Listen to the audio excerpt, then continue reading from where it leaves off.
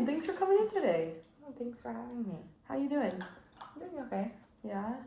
I'm excited to get to know you a bit and do some therapy work for you. I see you found our therapy kitty. She's really cute. She's adorable. She loves attention. So tell me a little bit about yourself. Where are you from? I'm from just Salt Lake. Salt Lake. Okay. Been here my whole life. Okay. I have 2 siblings. Okay. One is my twin, Oh. who I lost recently in a car accident. And I have an older brother. I'm so sorry to hear that.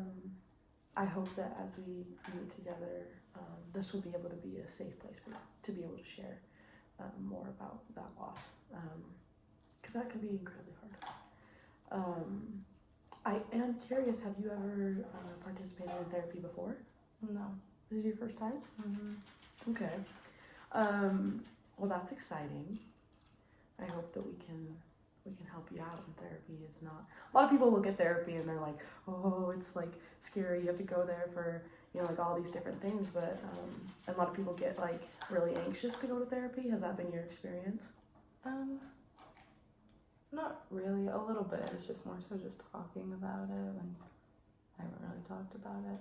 Yeah, and that also can be hard and scary to talk about things that we haven't really looked into, and that can be intimidating.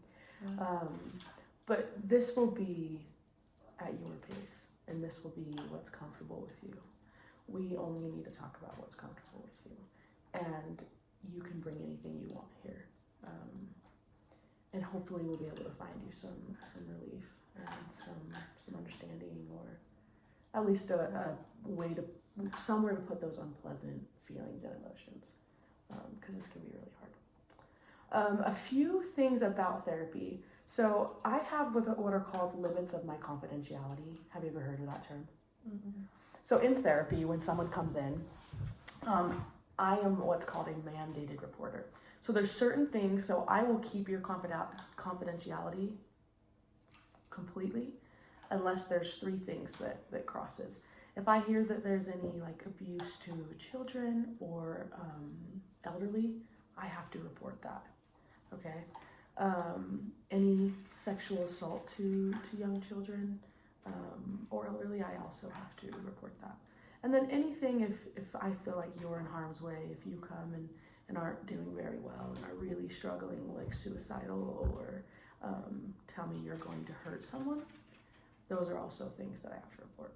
So I want to just front load that, right? I don't want you to feel like in the end that I like, if you tell me any of those things, that I broke your trust. So just going into it, I wanted to let you know that those are my limits of confidentiality. Everything else is safe in this room, and I hope that we can create that safe space for you so you have a place to talk about those things. How does that sound? That's good. Does that sound okay? Yeah. Okay. Well, I'm really excited to work with you, but I want to establish maybe just some more, work on like our relationship a bit more and trusting. And so I want to get to know you a bit better. You talked about having siblings and family. Are there anything else you were hoping to work on while in therapy? Just so I know. A little bit of depression and anxiety. Okay. Have you struggled with that for a little bit? Yeah. Yeah? Mm-hmm. When did that start coming up for you? Honestly, after my sister died. Yeah? Okay. Have you talked to like any of your doctors? Are you on any medication or anything? I'm not. Oh. You're not? Okay. Why did you choose then at this point to come in to therapy? I don't know. I just think I've shut a lot of people off, and it's just not going anywhere, and I'm just not getting better, and I don't know. Thank you for trusting me with that. There are a lot of people that will go to therapy for anxiety and depression because those feelings aren't pleasant to live with. So I'm hoping that throughout this process, we're going to help you minimize those feelings. How often would you say you're feeling those feelings of depression or anxiety? And you can specify on both if you like. Probably depression more than anxiety. And depression, I'd say daily right now. Yeah. What does depression look like for you? I just sit in my room all day, every day. I don't really eat, so maybe I want to talk about, I don't know, eating disorder. I haven't eaten really at all. And if I do, I just feel sick. I just sit in my room, and my room is a disaster. It just is so messy, and I just have no motivation to clean it. Is that not typical for you? Would you say you're a pretty clean person, so having a messy room has been... Yeah. Okay. Yeah. Okay.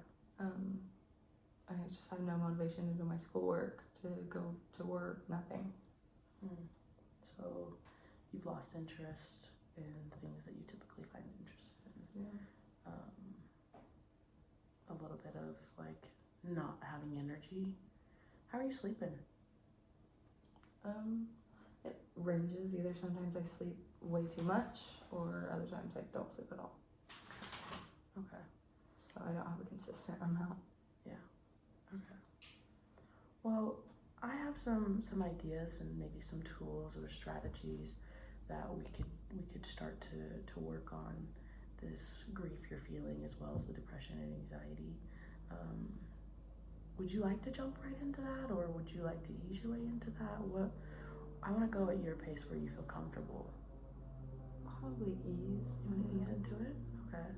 Okay, sounds good. So we can definitely do that.